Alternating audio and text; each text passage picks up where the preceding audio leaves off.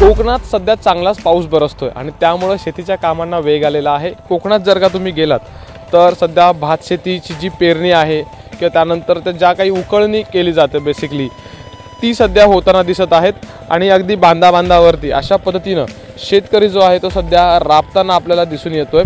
अगदी शाळा देखील सुरू झालेल्या नाहीयेत, त्यामुळे विद्यार्थी मुलं जी आहेत किंवा विद्यार्थी जे आहेत ते देखील सध्या आपल्या आईबाबांसोबत नातेवाईकांसोबत किंवा घरातल्या लोकांसोबत सध्या शेतीच्या बांधावरती येत आहेत। शेतीमध्ये इथं अगदी आपल्या आईबाबांना हातभार लावत आहेत। एक गोष्ट आहे की कोकणातल्या शेतीमध्ये एक बदल मात्र झालेला दिसून येतो आणि जो अमूलाग्र बदल म्हणावा लागेल। याचं कारण असं आहे की कधी काळी किंवा काही वर्षांपूर्वी अगदी इथं जर आपण बघितलं तर बैलजोड्या असायच्या आणि पारंपरिक पद्धतीने शेती केली जायची, पण आता जर बघायला गेलं तर या ठिकाणी ही जागा यांत्रिकीकरणाने घेतलेली आहे आणि हा एक मोठा बदल आपल्याला कोकणातल्या शेतीमध्ये दिसून येतोय।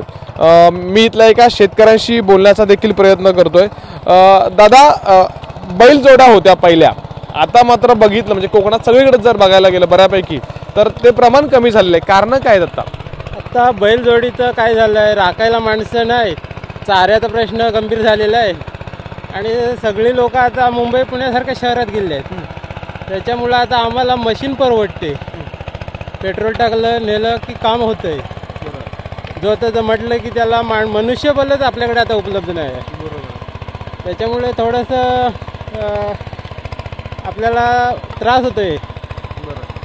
तर वर्षभर साधारणपणे बैलांची निगा राखावी लागते आणि तुलनेला जर बघायला गेलं तर या मशीनचा मेंटेनन्स जो बेसिकली बोलला जातो तो परवडतो आणि परिणामी सध्या कोकणातल्या या शेतीमध्ये हा एक वेगळा बदल पाहायला मिळतोय।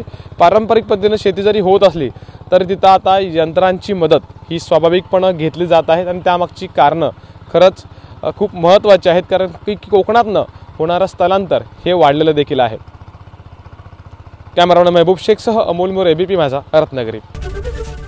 एबीपी माझा, उघडा डोळे बघा नीट।